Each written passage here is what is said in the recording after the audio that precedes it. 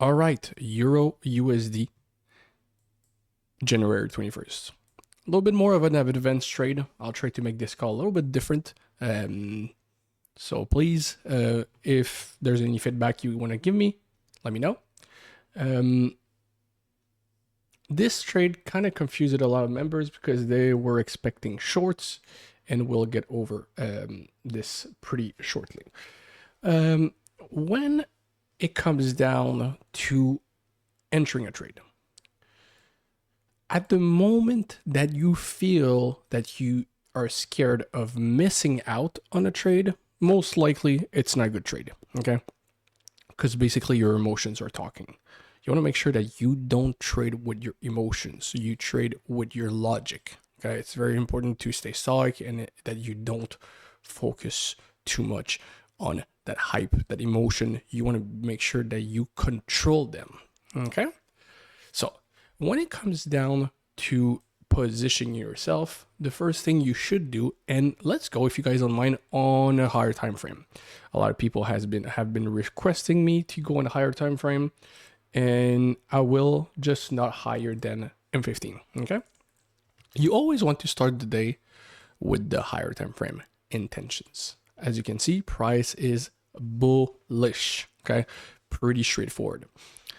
Price melts here. That was Donald Trump talking on television. All right, you have equal highs and price pushes.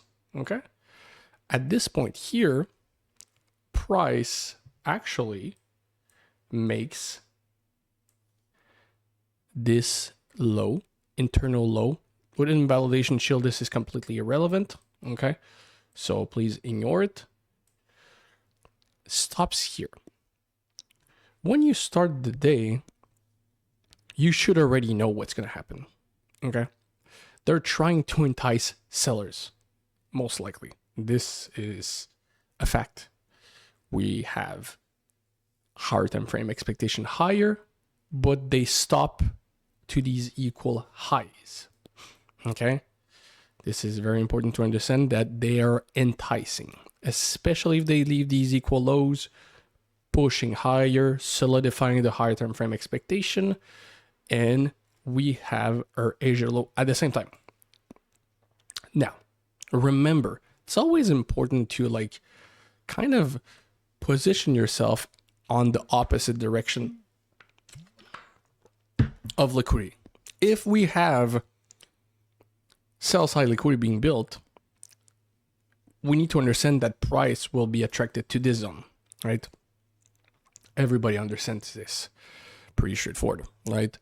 This is liquidity attraction. Pushing, right? Price will be attracted to this zone. Doesn't mean today, doesn't mean tomorrow. It will be eventually, okay? Coming out of Asia, what are the intentions? Sell side liquidity, right? Everybody knows that. Pretty straightforward. If we have sell side liquidity being built, we also have these equal lows, okay? These equal lows, we fake those equal lows, we induce after Asia low, okay? Equal lows are being induced. 1, 2, 1, 2, 3 time, all right? False reaction, inducement. That's it. Very, very straightforward. When we have this inducement, we have our first relevant break of structure. We look to the left. Do we have anything else? No. This is Asia low. We look to the left. There's an imbalance. Our expectation would be that this imbalance is filled. So let's try to justify what this point, this is the lowest point, what it has induced. Did we induce something? No. Maybe that could be a break and retest. Maybe. We don't know. So if you don't like this zone because of that imbalance, you just stay out, right? Price comes back, mitigates perfectly this point, and people are like, oh yeah, it went lower. Come on, like this is like you take the whole zone, cover the low, and that's it, right? Relevant breaker structure, mitigation. Price now plays. This is called a OPOI. You guys already know that. Orders POI. It's stacking the orders, and now price pushes with speed and momentum. Now, This is where things got trickier. People saw this point as relevant liquidity, but this is a mistake. Remember, we are building buy-side structural intention. This is the first structural break of the higher time frame. And from the intraday also, people would say, oh yeah, but this is, come on. If you really think people are entering here at like 1 a.m. when Trump is talking, it's a little bit pulled by the hair. All right, we want the most logical structural switch, and it would be this one, right? I said FBOSS, but that would be most likely an IFBOSS, but on a higher time frame, this is an FBOSS. Okay, so now when it comes down to justifying this FBOSS, we look at a higher time frame, M15, pretty straightforward. Now, price is pushing. Our first thing is we missed the trade. Where would be the most logical liquidity for you to target? As a reverse trading technique, it would be this, right? Very straightforward. Everybody knows that. Equal highs, very, very clear. We know. Now, price comes down to this POI. Creates a swift reaction. Swift. Now people are looking to short from here. This is why I saw.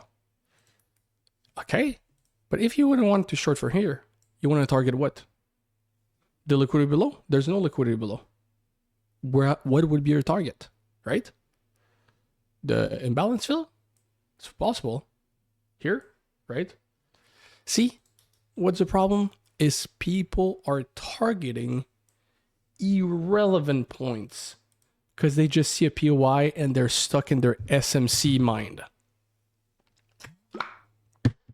Now, as you can see, we engineer the SMT. We confirm that there's no relevant liquidity here. But now, since there's an SMT with a false reaction, we have the liquidity here. Okay? Remember, does it mean that we have liquidity that price will reverse? No. So if we go here, right, we have the inducement of this liquidity. You go in M1, right? Price is inducing. See?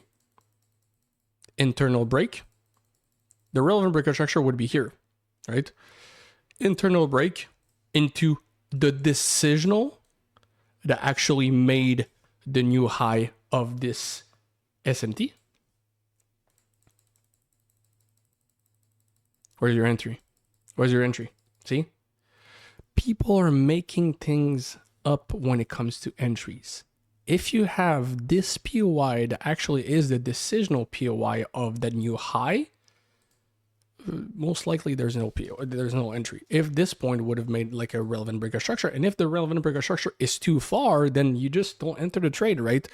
This is it. A lot of people don't want to accept that, but price doesn't always go into your POI after a relevant breakout structure. It's a reality, and it's part of the game. Okay. So what I did, and a lot of people don't understand this entry, but it's pretty easy. I traded the false reaction. I use it the decisional.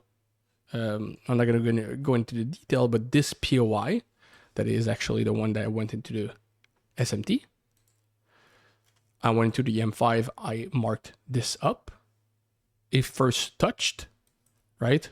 This POI was there, right? It went down. It went higher, right? For me, I wasn't looking at that pair just yet. I came back later when this was there, and the only thing impressive about this trade is my SL, because I have so much experience. It's easy for me, but you could have entered this and just do this, covering the low of the decisional POI, and that's it, right? The only thing that is impressive is the stop loss size. You could have just traded when it enters this zone here, right? I think a lot of people are like super impressed about the the entry, but the entry is pretty easy. It's the stop loss that is impressive, right? So, oops. Here we go. Okay. So if we go here, this was my entry. Okay. It's pretty easy. It's always the same thing. When price comes down, does this internal break. I'll show you this in the entry volume 2, goes back into that POI trap. It will always make a new low. And I take this. This was like my first trade of the shelter, if you guys remember. That's pretty much always happening. And that was pretty much easy. So this is what I took. And I just targeted the high, right? Unfortunately, I just closed everything around here because I just didn't like how price was reacting to this potential SMT. Oops, this potential SMT here. But now, as you can see, price just induced this liquidity, right? Kind of still relevant, relative equal highs. But as you can see, now we have a mitigation of this inducement POI. That would be the relevant break of structure. And it makes sense. Look how price close it lower here, right? Push it lower. I was looking for shorts here. And it makes sense. See? So if you see this and price goes here and doesn't take any type of liquidity other than potentially mitigating this decisional zone, then it makes sense that this entry now you could be looking for potential shorts, right? And I think that where people actually get confused is that they take shorts here thinking we have thinking that we have liquidity, but more realistically we don't, because this is the first break. And it's not even like this is the first false, the first break after this whole high, right? So a lot of people need to understand that it's not because you have a structural point that you have liquidity, right? And I think a lot of people don't understand this. And as long as you don't put yourself into the retail shoes, you will have a lot of hard time understanding their entries. You need to put yourself in their shoes. You need to be able to understand, okay, if I was a retail, would I enter immediately here? No. I would enter here, yes, because this is multiple equal lows. But what is the retail entry here, right? For us, you could maybe say there's like a kind of FBOSS and inducement POI and target the low. But as a retail perspective, what is the entry? All right. So this is very important for a lot of people to understand that you cannot justify liquidity on a structural point without asking yourself the question, who is entering? I could talk hours about this trade, but it's actually everything there is about it. It's very, very, very simple. If you look at it, the only thing you're trying to do is take a counter trend trade. You're trying to trade on the opposite side of the liquidity. Look how all day price has been attracted to these equal lows, equal highs. See? Where is your entry? And this is the problem. A lot of people see, they see this, let's say. They see this. They see an inducement of this point here, right? Or they trade directly the POI. And now they think, okay, I can take shorts. There is this here, right? Because I've seen Joe do it. So I'm taking this like this. And I'm targeting the graveyard, right? And then price does this, and you're like, I'm B, good. And then price does this, and you get like, cool, I'm still good. And then it does this, and you're like, oh no, I'm out. Oh no, there's another trap. And then you're gonna say, okay, this is potentially because of the break and retest here as a counter confluence. Now that the liquidity is taken, I'm gonna take this one again. So you mark this what, like this, right? and you will wait until price comes. But then in again, let me just remove my thing like this. And you will do this. And then you stuck into the M1 and you see this. Okay, there's another POI here, right? Good. There's another POI. I'll try another time. I swear this is my last time. And then price does this. And you never went back into the M5 and just actually telling yourself, God damn it, what am I doing? Like, when this point fails, why am I entering again? There's nothing else to take. You put your alert to the equal highs and that's it. A lot of people overtrade, and it's normal to overtrade. But you cannot create auto-sabotage by thinking that it's possible that the entry will work right now. This is not construction. It's not because you slam your hammer on a nail that will eventually break and go into the wood or whatever. Like, this is trading. It requires a minimum of brain. You cannot just enter because based on your emotions. What is your confluence to enter here other than thinking that you have liquidity here? Nothing. You don't have relevant breakup structure. You don't have a clear inducement POI. You don't have any structural shift. You don't have any price slowing down. You don't have any liquidity to target. You're against the higher time frame expectations. Your trade is stupid, right? And a lot of people don't want to realize that, and it's hard to say, but it's actually true.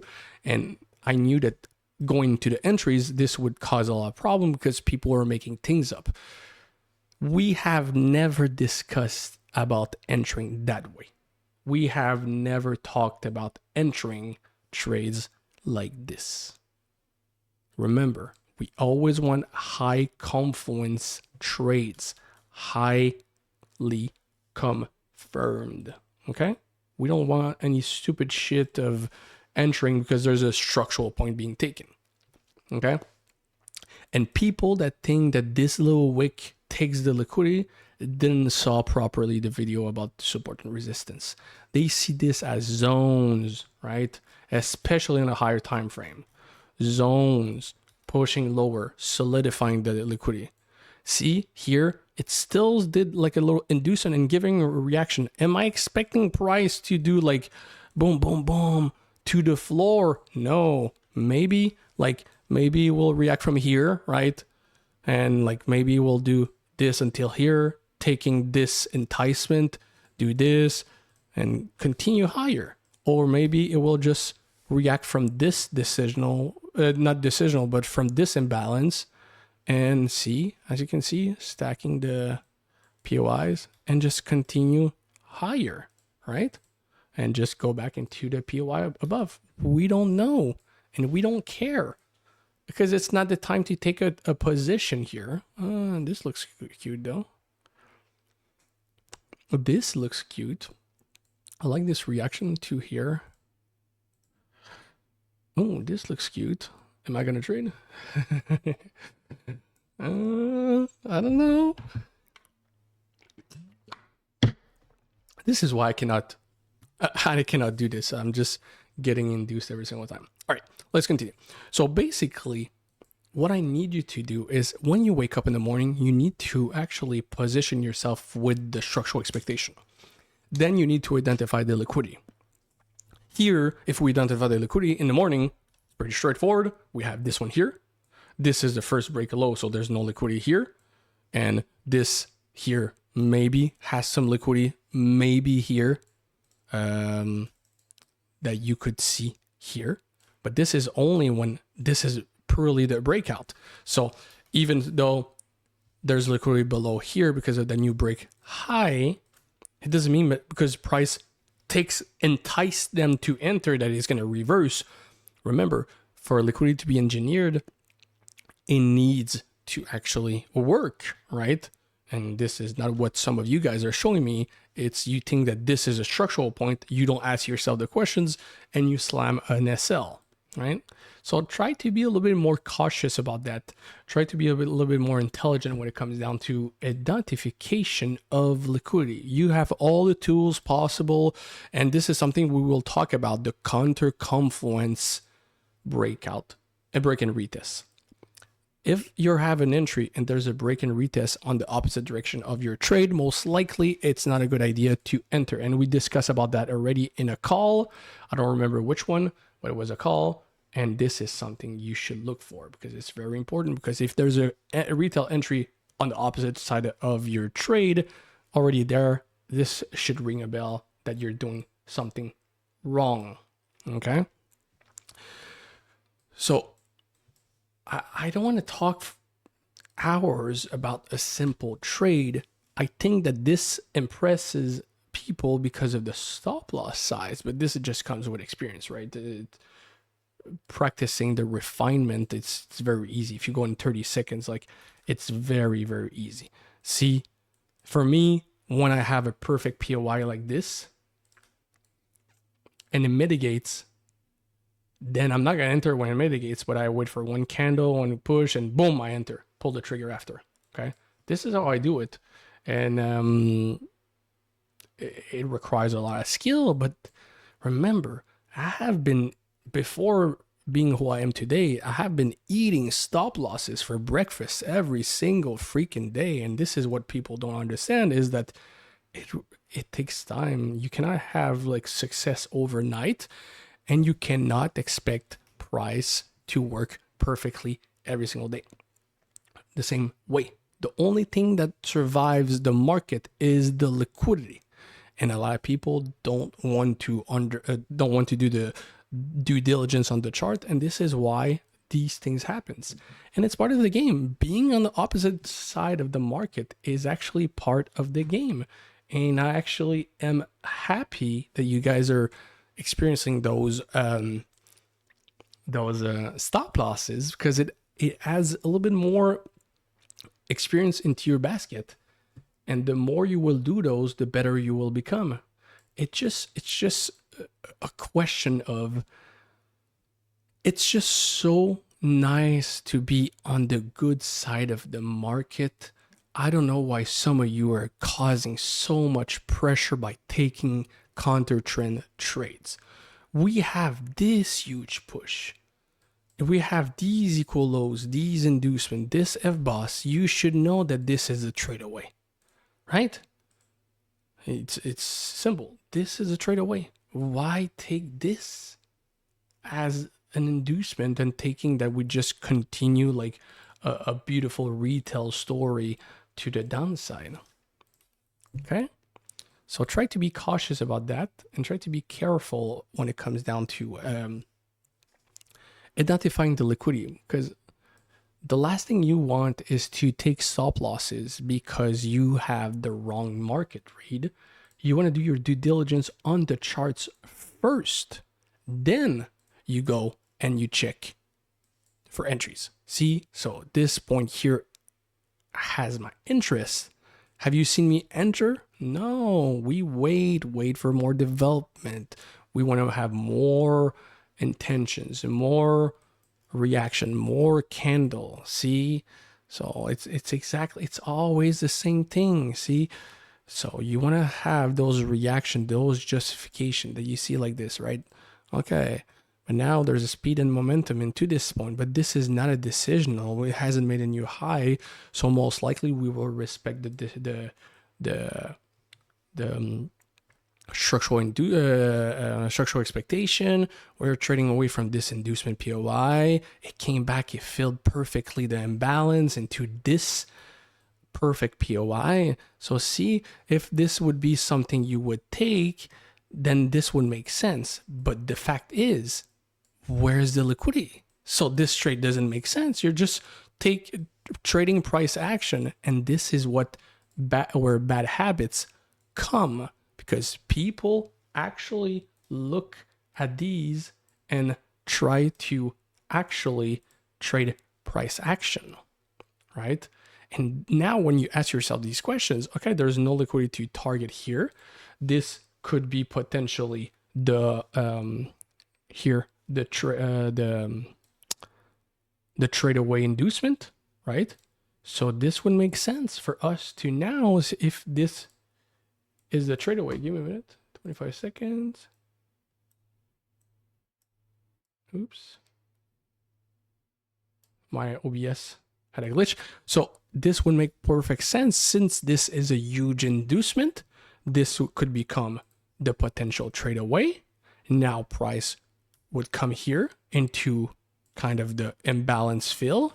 And now it would make sense that price would continue higher. Look how these POIs are structured and how they're working perfectly. And now we would be targeting the equal highs, even though it's an inducement, there's still equal highs. Do you see the difference? How the thought process can switch just because you realize that you're doing price action trading. We were talking, okay, this, okay, structural expectation, but to target what? What is this? This is a potential trade away. So this would make sense that this is now a decisional POI. This would be the mitigation. And I took this trade, right? So imagine you take this trade like this. It makes total sense, right? So I took this trade like this. 92. 092. And looking at this candle closure like this, I will take this decision if I move to break even or no. And if the price breaks me even, I don't care. I've done my job, right? Because now I have clear liquidity to target at those equal highs. I'm trading away from this inducement. I'm still respecting the structural expectation. This could be a false break of structure with speed and momentum, maybe more so of IF boss, right? And now we could go maybe on AUD to compare. Oh, AUD seems similar. AUD is even nicer. Look at this, right? Like this, right? Equal highs here, right? See how price is attracted? Do you see the difference? This is a 128. Right now, my trade is at 121. I could close now and have a free trade. So, do you see all the little subtleties and all the little details that you need to watch when you're about to take a trade? Because I've noticed that a lot of people are trading price action, and that's a mistake. So I'm getting ahead of myself. That was more so to explain how to position yourself in a good direction, and that was my trade. Not a super clean call, because there's nothing fancy about this trade, and there's no real liquidity being built here. So for me, it's kind of a boring day. It's post inauguration day, so it's normal that nothing happens, right? And I think that it's a matter of like those boring trades are the one that pays out, right? Because they're the one that actually are more calmer. Like I took this trade here. I had zero drawdown, and this is something important also. When you enter a trade, if the price is taking a coffee into your entry zone, most likely it's not a good trade. See how this trade is leaving? It's attracted to this liquidity, right? I'm gonna move to break even soon and call it a night. But do you see when a trade makes sense? How you have multiple times. I could have entered here. I could have entered here. I decided to enter when this candle came back into this one. I entered here at 19. See? So it's not scripted. Let me just take a little screenshot so you guys believe me. I don't want to be called a fraud. See? I'm in exactly this trade. And now it's at 122. And I could close it there. So let me just put some alerts here. And that's it. So now you can see that this inducement POI, yes, induced those equal highs, but made the fulfillment, like this is like literally like 50 pips or so. 40 pips, okay? And we haven't induced nothing other than maybe this point that made that new high into that breakout here. And that's it. And mitigated this decisional POI here, respecting the structural expectation. That's it. Nothing fancy about it.